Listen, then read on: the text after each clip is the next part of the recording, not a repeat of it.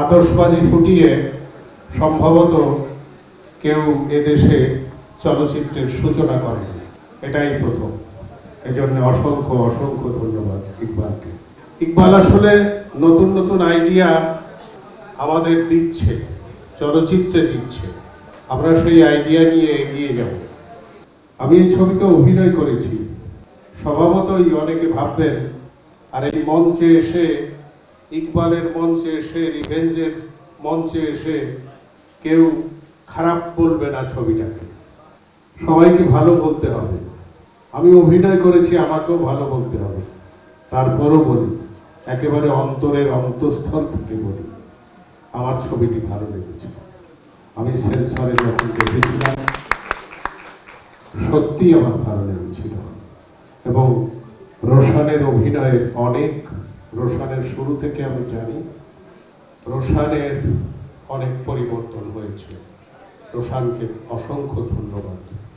রোশান খুব ভালো অভিনয় করেছে, বললে তো জবাবই নাই। আমি এখন বলি যে দেশে একজনই নায়িকা আছে, বুঝলি। এই জুটিটা নিয়ে ইকবাল আমার মনে হয় মহাসমুদ্র পাড়ি দিতে পারবে। আমার মনে হয় ছবিটি ব্যবসা সফল হবে। ছবিটি যদিও চলচ্চিত্রে এখন খরা, দারুণ দুর্যোগ, আর সিজনটা এখন চলচ্চিত্র দেখার সিজন নয়, কারণ গরম, অ্যাট দ্য সেম টাইম অনেক বৃষ্টি হবে।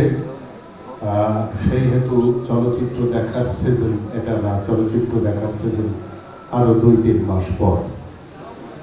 তবুও সিজন তৈরি হয়েছে ঈদ বলে। ঈদ 9 দিনের ছুটি আছে, অসংখ্য মানুষ বেকার বসে থাকবে ঘরে। আমি তাদের সবাইকে অনুরোধ করব, রিভেঞ্জ ছবিটা দেখবেন, দেখে বাংলাদেশের যে চলচ্চিত্রের খরা যাচ্ছে, বাংলাদেশে যে চলচ্চিত্রের অভাব যাচ্ছে, বাংলাদেশে যে ভালো চলচ্চিত্র হচ্ছে না, তার একটা প্রমাণ পাবেন যে হ্যাঁ হচ্ছে, তো একেবারে যে হচ্ছে না তা নয়, হচ্ছে।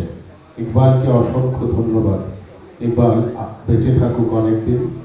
ইকবালের নতুন নতুন আইডিয়া নিয়ে নতুন নতুন সিনেমা নির্মাণ করুক। সবাইকে ধন্যবাদ। আমি সব শেষে দিতে হয় অনুপম রেকর্ডিং এর মালিক আনোয়ারকে। সেই আমার জীবনের শুরু থেকে, সে দায়িকে থেকে, সে এই ব্যবসার সাথে জড়িত, আমাদের মঙ্গল কামনা করে, সব সময় আমাদের মঙ্গল কামনা করে। শুধু তাই না, আমরা যখনই এই যে আমার দুটো পিকনিকেই যখন অনুপম রেকর্ডিং এর কাছে টাকা চেয়েছি, পাঠিয়ে দিয়েছে লোক দিয়ে, কিংবা নিজে এসে দিয়ে গেছে। অনুপম খুব ভালো ছেলে। অনুপমের জন্য দোয়া করবেন। অনুপম এই ছবির মিডিয়া পার্টনারের মতোই বলা যায়। অনুপম এই ছবির অনেক কিছু কিনেছে। অনুপম যদি বেঁচে থাকে, অনুপম যদি লাভবান হয়, তাহলে নিশ্চয়ই সে আরও অনেক ছবিকে অনেক পয়সা দিতে পারবে।